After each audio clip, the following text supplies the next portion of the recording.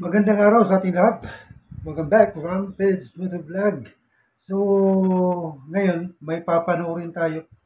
May papakita ako sa inyo yung tungkol sa rally sa Maisog sa kahapon sa Mandawi City dito sa Cebu, no? So, ito hindi na natin patagalin pa.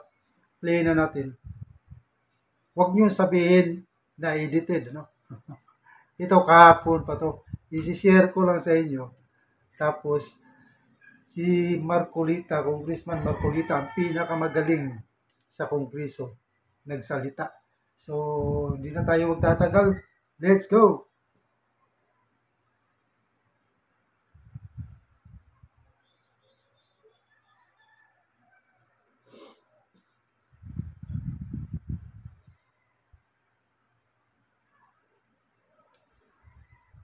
O ano, panalo na. O, di ba? Huwag niyo sabihin na edited yan. Kahapon pa yan, kagabi. So, tinanggalan ko lang ng sounds kasi baka makapiright tayo, no? Kasi may tugtog, no? May music, kaya tinanggalan ko ng sounds. Pero, ayan, kagabi pa yan, kagabi. Dito sa Cebu, Mandawi City.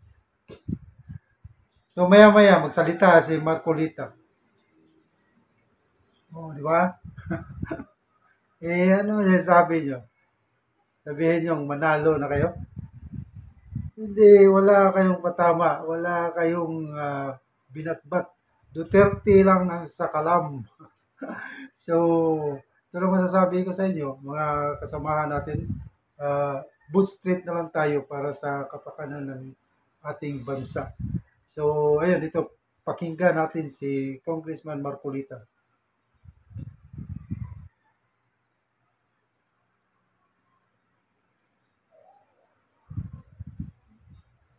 Dikta sa House of Representatives, napapirma niya ang mahigit na 200 na kasamahan ko sa House of Representatives. Paano nangyari yun?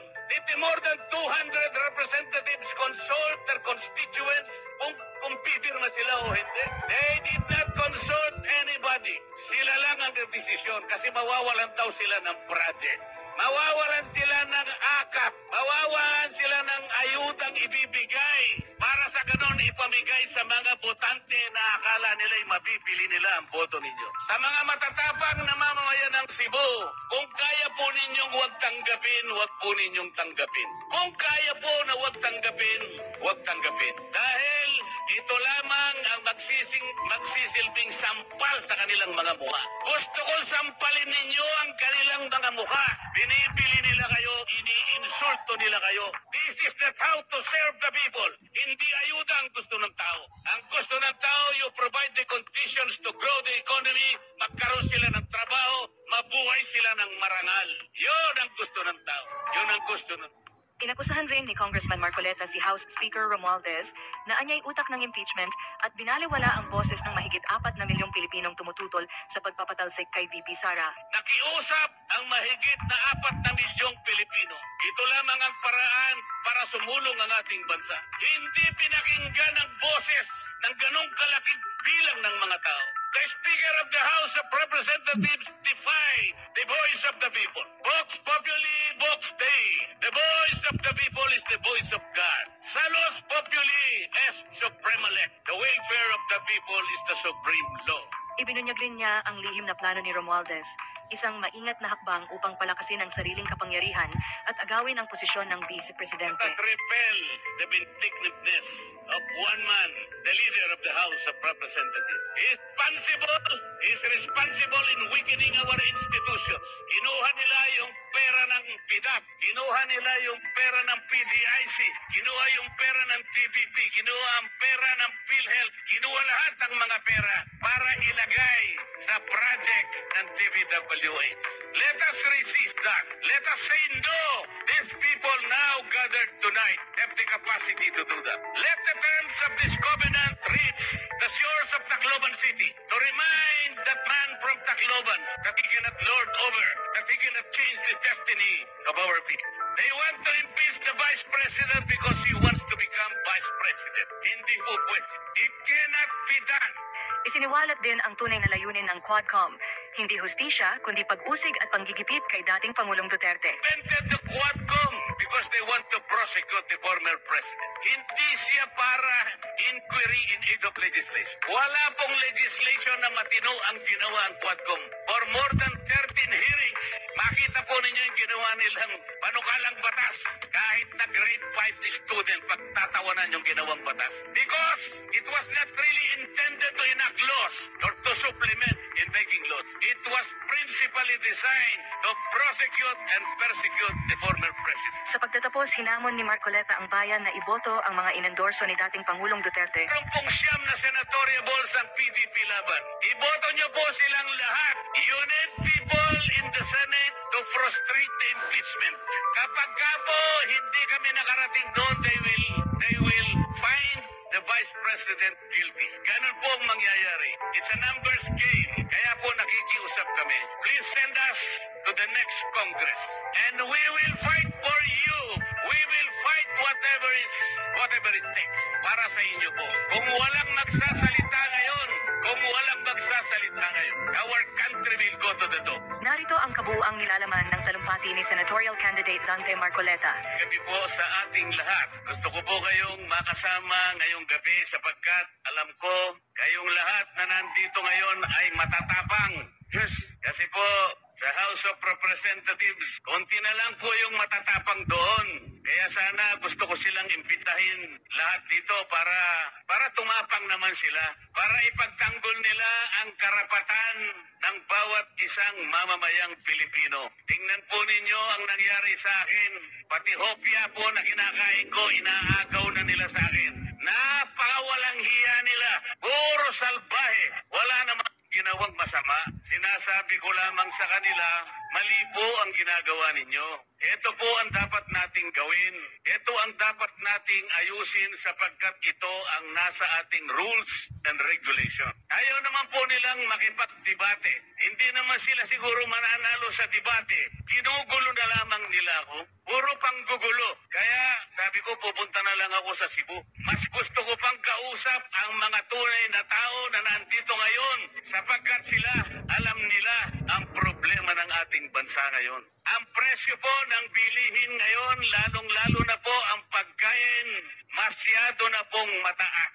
Kawawa na po ang ating mga kababayan, lalo na po yung nasa panig ng mahihirap. Hindi po nakikita ngayon ang problema na yan. Kaya lalong lumuba ang kahirapan sa ating bansa dahil sa korupsyon. Lubog na hirap ng humirap ang ating buhay. Tingnan po ninyo, halos 30% po ng pera ng bayan ay napupunta lang sa korupsyon. Ano po ang epekto nun? Pati education nagsasuffer. Pati public health nagsasuffer. Sinasabi ko po sa kanila, pakinggan nila ako, itinuring nila akong kalaban nilang lahat. Tinanggalan po ako lahat ng committees sa House of Representatives. Ipinaglalaban ko lang naman na ibaba natin ang presyo ng kuryente sa bansang ito. Tinanggal po nila ako sa Committee on Energy. Inobjekan ko po yung bill na sinusulong nila doon sa Nordeco, sa bandang Mindanao, at doon sa Samselco, sa Zamboanga City. Ang sabi ko, pagka in-approve nyo ang bill na ito, lalong tataas ang presyo ng kuryente sa bahagi na yan ng Mindanao. Ayaw po nilang maniwala. Lahat po ng mga panukalang batas na ifinail ko na 10 bills, hindi po natinig yun. Ayaw nila. Wala silang pakialam sa inyong kapakanan. Ang gusto nila siguro, tumaas ang kuryente sa ating bansa. Alam po ba ninyo kung ano yung pinapangunahing layunin ng batas sa kuryente?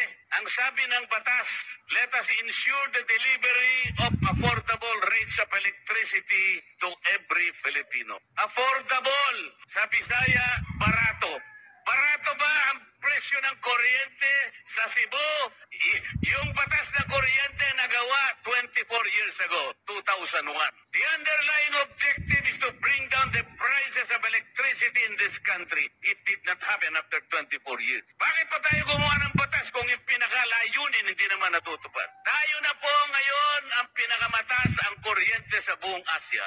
Yan po ang totoo. Kaya humirap na ng humirap ang ating buhay. Ako dahil ako'y nakikipaglaban sa karapatan at sa katwiran, wala na po akong committee ngayon. Pati po yung aking mga allowances tinanggal na rin po. Pati po yung aking membership sa commission and appointments tinanggal na rin po. Pati po yung mga pinadadaan sa akin na pantulong sa mga may sakit, yung mga pondo namin sa ospital, biglang finris po lahat. Gusto nilang parusahan si Dante Marcoleta. Hindi po ako ang napaparusahan, yung kababayan po nating may sakit na gusto nating tulungan.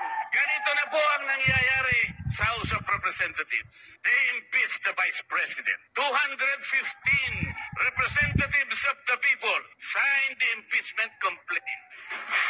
Walang basihan ang impeachment complaint. There is no basis for that. Tinangka nilang usisain yung confidential funds daw ng Vice President. I asked them, okay, kung gusto ninyong umpisahan ang pag-iimbestiga ng confidential funds, bakit dito lamang opisina ng Vice President iimbestiga ninyo? There are more than 400 offices and agencies of government which are recipients of confidential funds, and they too were notified by the Commission on Audit to submit some kind of requirements. I asked them, ipaliwanag nyo nga bakit in-isolate nyo, why did you only target the office of the Vice President? Why?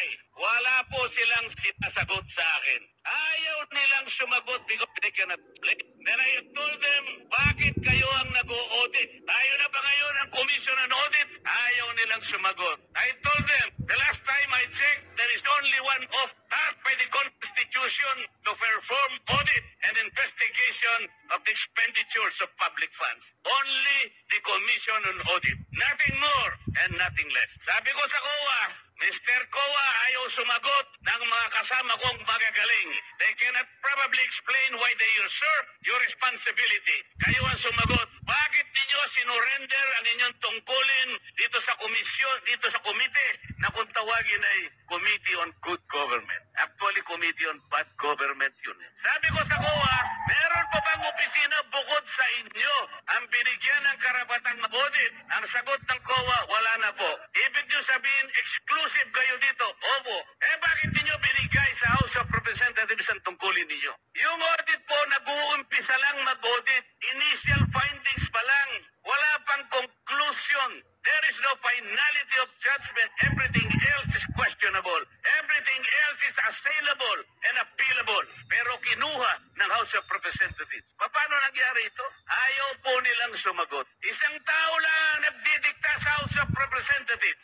Napapirma niya ang mahigit na 200 na kasamahan ko sa House of Representatives. Paano nangyari yun? Did the more than 200 representatives consult their constituents kung pipirma sila o hindi? They did not consult anybody. Sila lang ang desisyon kasi mawawalan daw sila ng project.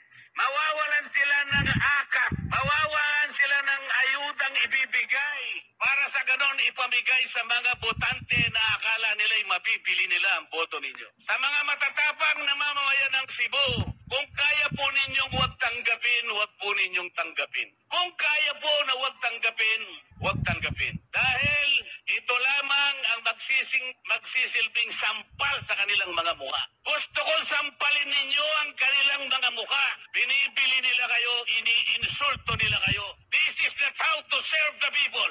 Hindi ayuda ang gusto ng tao.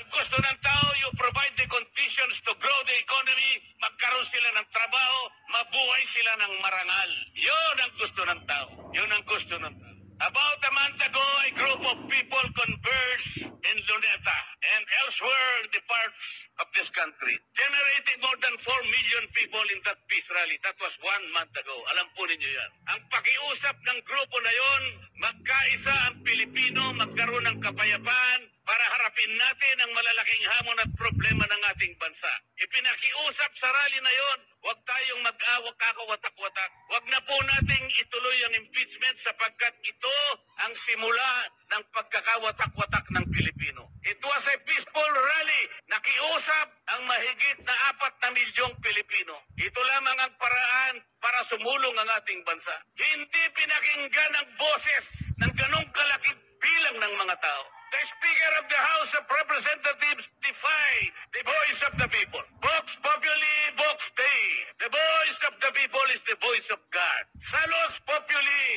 supremalect. The welfare of the people is the supreme law. Mga kababayan, ang laki po ng papasalamat ko sa gabing ito sa inyo. Nakatagpo ko ang mga matatapang. Tonight, let us make a solemn vow. Tonight, let us make a covenant. Let us resist the temptation. Let us repel the vindictiveness of one man, the leader of the House of Representatives. He is responsible in weakening our institutions. Kinuha nila yung pera ng PIDAP, kinuha nila yung pera ng PDIC, kinuha yung pera ng TVP, kinuha ang pera ng PhilHealth, kinuha lahat ang mga pera para ilagay sa project ng DPWH. Let us resist that. Let us say no. These people now gathered tonight have the capacity to do that. Let the terms of this covenant reach the shores of Tacloban City to remind that man from Tacloban that he cannot lord over, that he cannot change the destiny of our people. They want to impeach the Vice President because he wants to become Vice President. Hindi po pwede. It cannot be done. It cannot be done. They invented the Quadcom because they want to prosecute the former president. Hindi siya para inquiry in aid of legislation. Wala pong legislation na matino ang ginawa ang Quadcom. For more than 13 hearings, makita po ninyo yung ginawa nilang panukalang batas. Kahit na grade 5 student, pagtatawanan yung ginawang batas. Because it was not really intended to enact laws or to supplement in making laws. It was principally designed to prosecute and persecute the former president. Ganito po ang gusto nilang gawin sa ating bansa. Kapag wala pong tumayo, kaya po kami nandito ngayon. Sinabi na po nung tagapagsalita kanina, meron pong alternative. Meron pong siyam na senatoriables ang PDP laban. Iboto nyo po silang lahat. You need people in the Senate to frustrate the impeachment. Kapag ka po hindi kami nakarating doon, they will find the Vice President guilty. Ganun po ang mangyayari. It's a numbers game. Kaya po nakikiusap kami. Please send us to the next Congress. And we will fight for you. We will fight whatever it takes. Para sa inyo po. Kung walang magsasalita ngayon, our country will go to the dogs. Yun po ang mangyayari. Pasensya na po kayo kung medyo masakit po ang sinasabi ko. Pero ang kakapal naman nila, di naman yata tinatablan yung mga mukha ng mga tao na yan. Tulungan niyo po kami. At bago ako magkakot, meron po akong ipupulong sa inyong lahat. Ikan sa akong kasing-kasing, ihigugma ako kamong